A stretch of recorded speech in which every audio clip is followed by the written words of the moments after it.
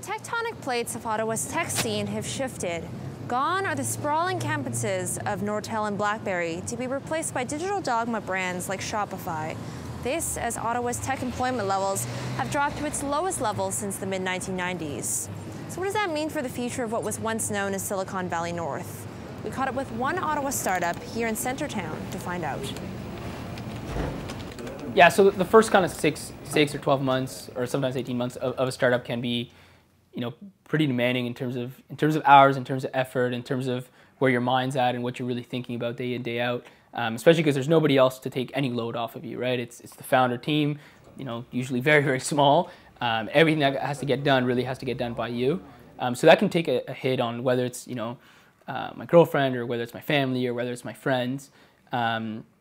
Those relationships definitely can kind of suffer for a bit of time there. But I think the important thing is to understand that that's not something that's sustainable. I think that that's just a small price or a price you pay at the beginning just to kind of get things going, get things started. And then as the organization gets built out and things become slightly more stable, still pretty chaotic, but just slightly more manageable, and you have a lot more employees, people that can, kind of own different spaces, you can kind of bring everything back in and spend more time with your family, spend more time with your friends and your girlfriend and all those kind of things. It is impossible for me to leave work at work. Well, first of all, my office is right there, so it's right around the corner. So whenever I have a little bit of insomnia, I just walk in there and I'm there overnight. And I think that startups again have become cool, and so a lot of people do it without understanding how much hard work it really is and what goes on behind the scenes. They just kind of see the big wins in the news and they don't know anything else about it. Yeah, so we're here today at the fitness zone at Algonquin College, where we're doing the launch of the new Gymtrack system. And so basically the way it works is every member here has access to their own band and electronics that go inside, and that allows them to basically track their entire workout. So the idea is you come into the gym, you open up our app, you pick a workout plan. It could be to lose weight, it could be to help you get big, to get toned, and then we have basically different workouts for each of those goals. And then we'll walk you through it with auditory feedback using your headphones, so it's kind of like a virtual coach in your pocket.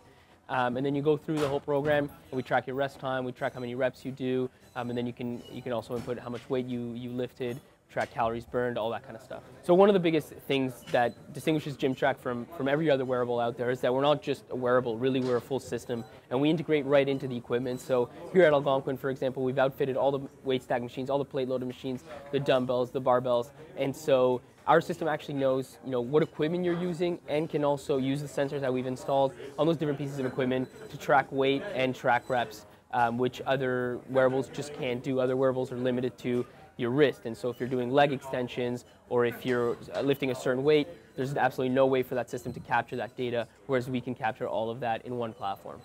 So I've started playing with the software now, inputting some strength and conditioning programs in to see how it functions that way. So far, so good. What I'm really interested in trying it out for is with clients. After training clients initially, is to be able to monitor and track their workouts afterwards, because I can do that via the software. So I work with them 2 or 3 times. They work 4 or 5 times on their own before our next appointment. I can go back and look at the workouts that they did, and it keeps them honest. Friends since the age of 10, Pablo and Lee's yin and yang personalities play off each other. Lee is a really super outgoing, super energetic, super fast-paced person that likes to get out there and just kind of do things. And I'm much more analytical. I like to think about things. I like to think things through a lot more. I think a very clear-cut way of putting this is he's more likely to say yes, I'm more likely to say no to any given thing.